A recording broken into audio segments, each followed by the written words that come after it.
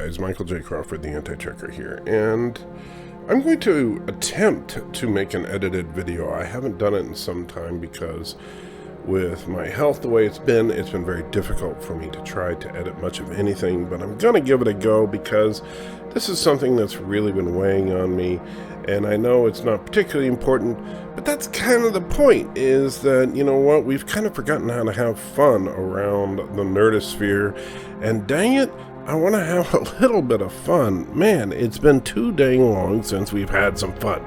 So, this is just a little thought experiment, and roll with me here and argue with me if you want, because we're just going to lay it out.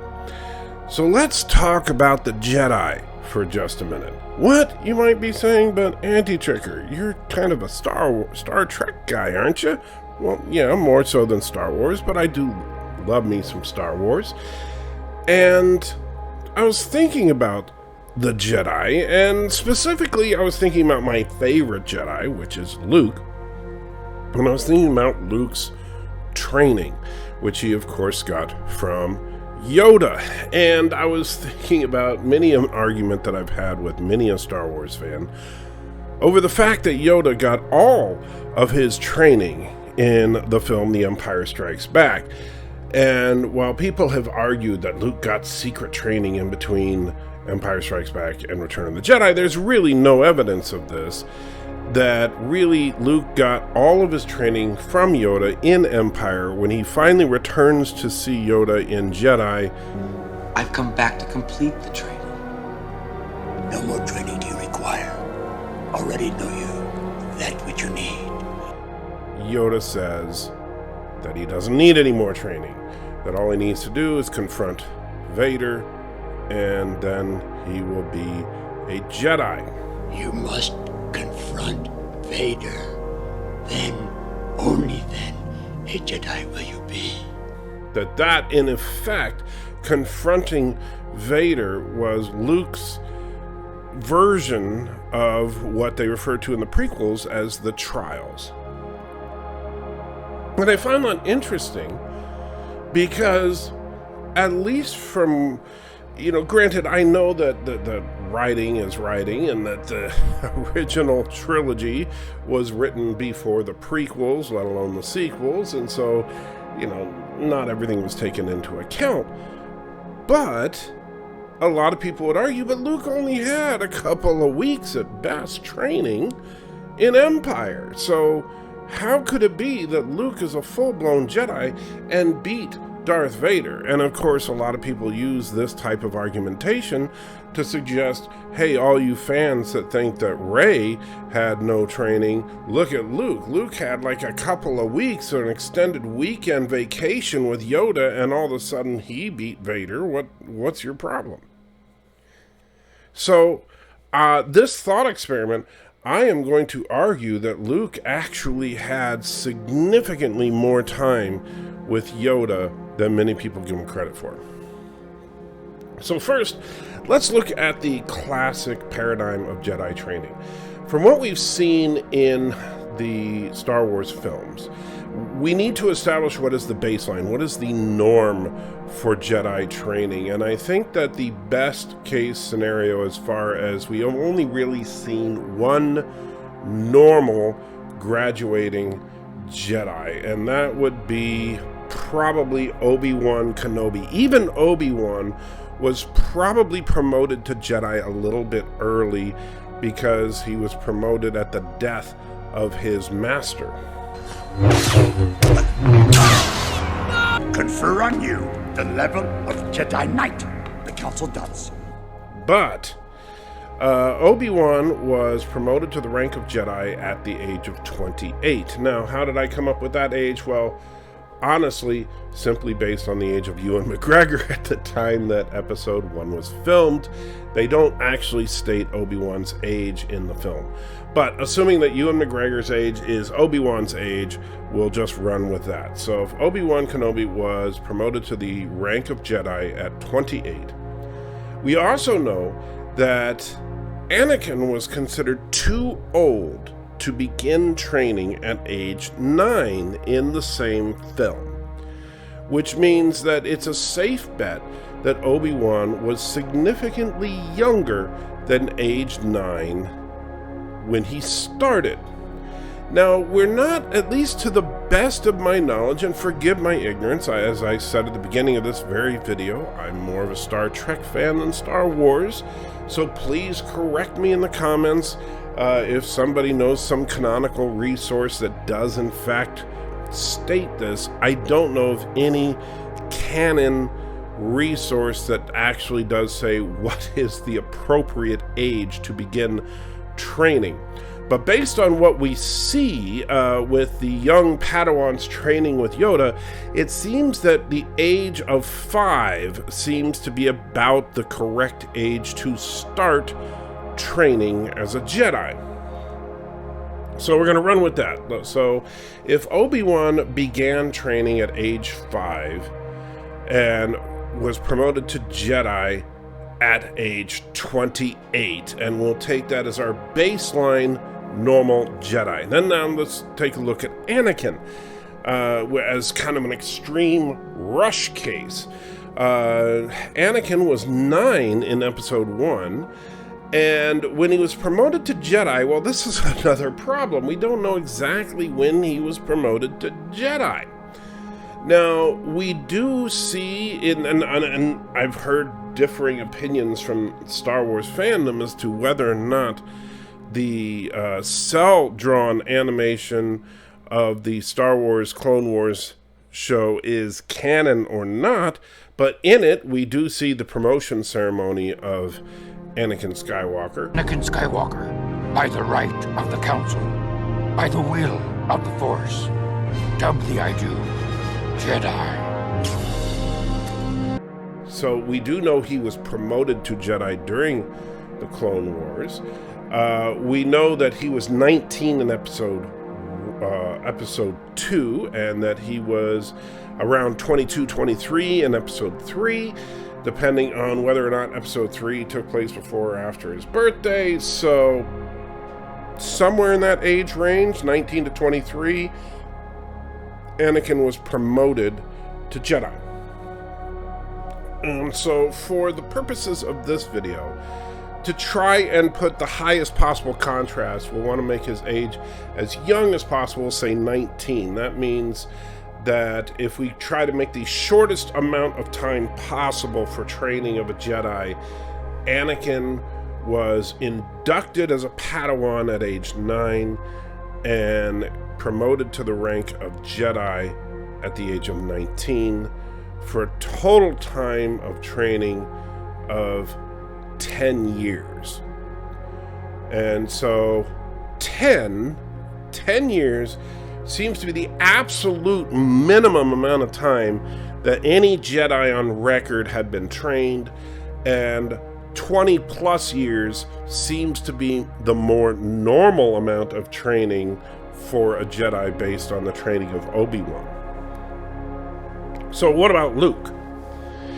Well, that would make it so that if we fast forward to the classic trilogy, that Luke spending just a couple of weeks on Dagobah is absolutely ludicrous to think that that was the entirety of Luke's training, was just a couple of weeks. That Luke basically just spent an extended weekend there, and that was it.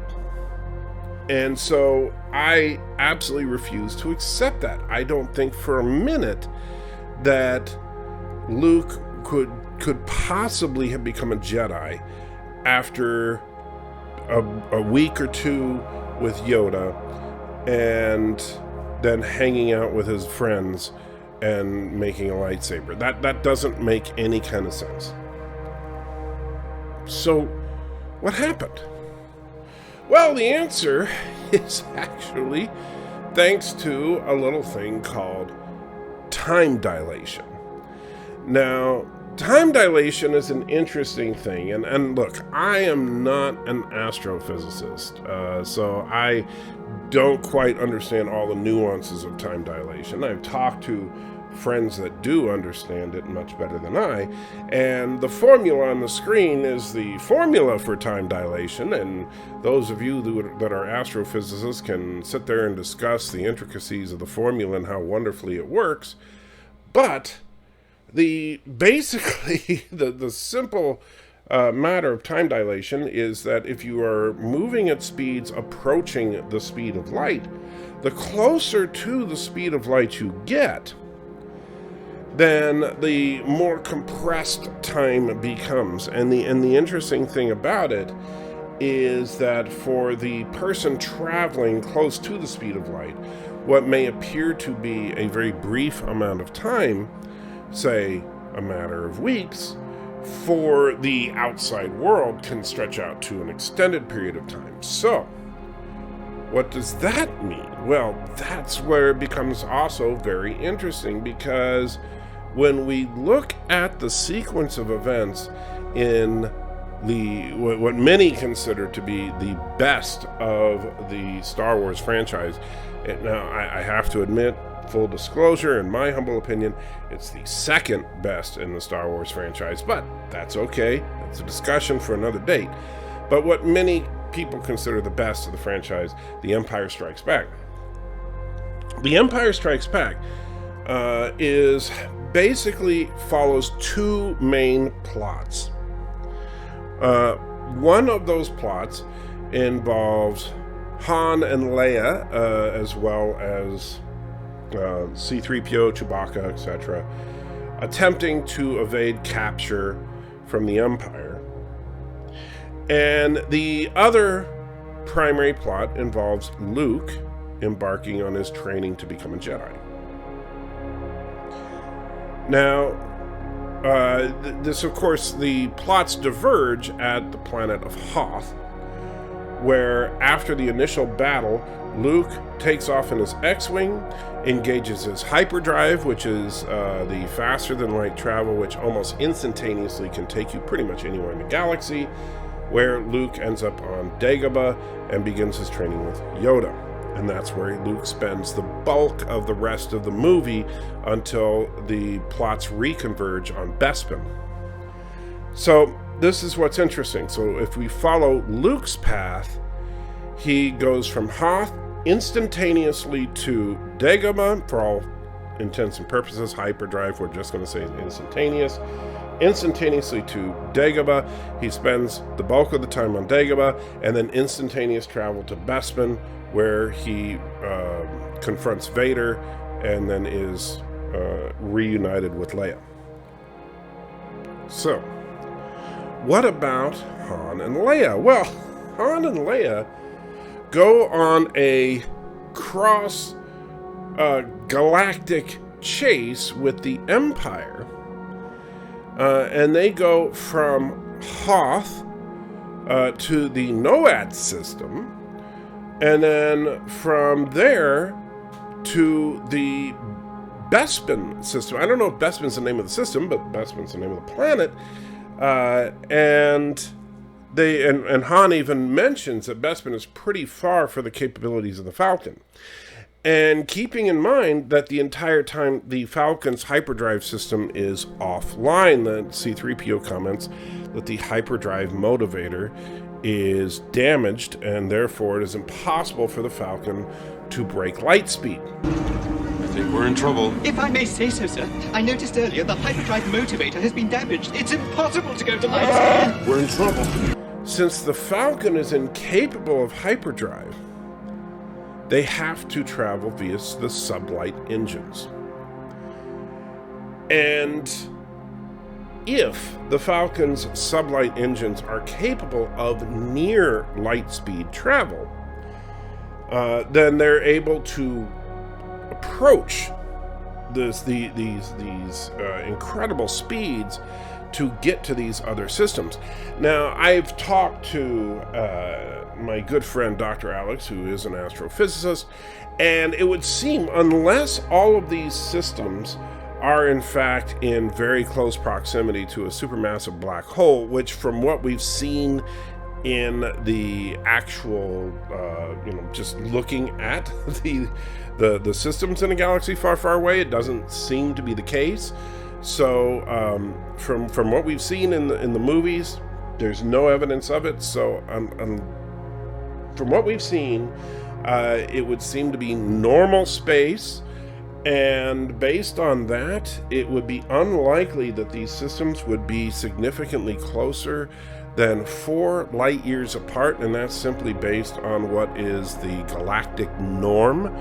So if these systems are no closer than 4 light years apart, and the Falcon is incapable of going faster than the speed of light because the hyperdrive engines are offline, then at best, if the Falcon is capable of going, say, 99.9% of the speed of light, well, the trip for Han and Leia to go from the Hoth system to the NOAD system to Bespin, for them, might appear to take a couple of weeks, even just a couple of days, depending on how good their sublight engines are.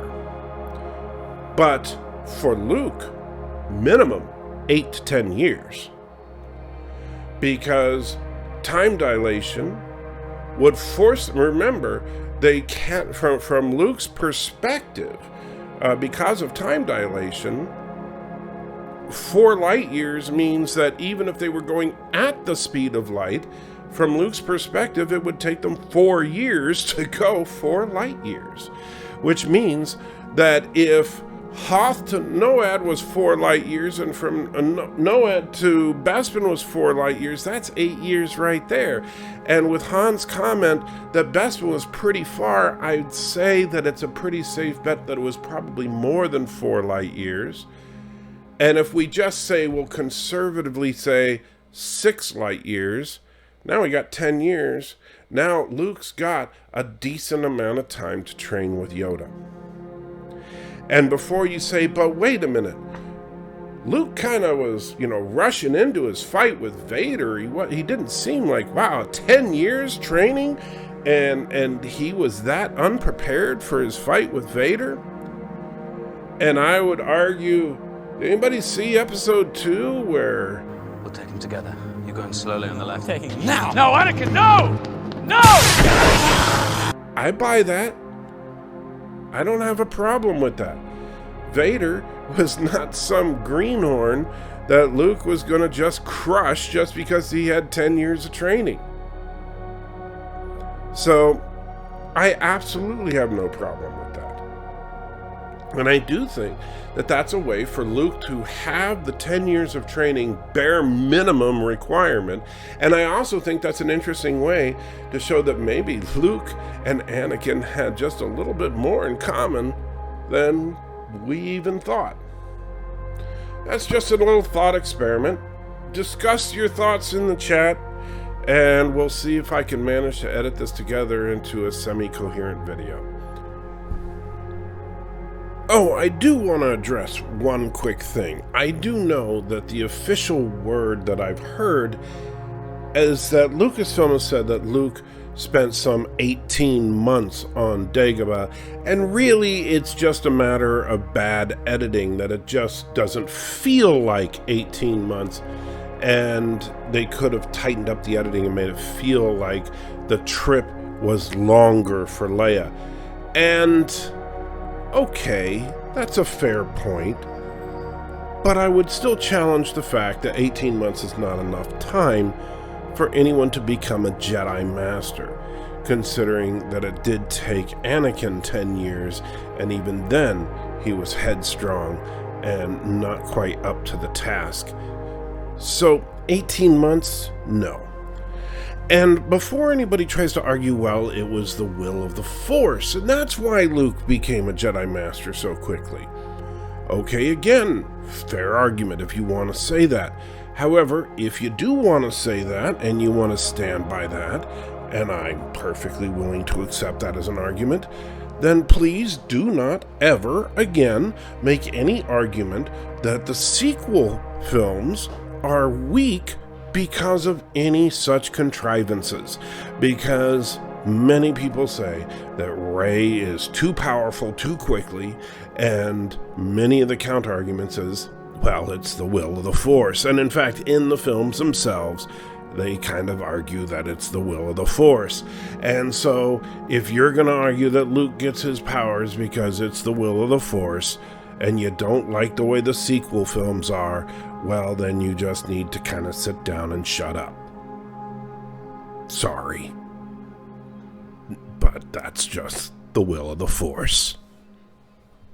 Take care.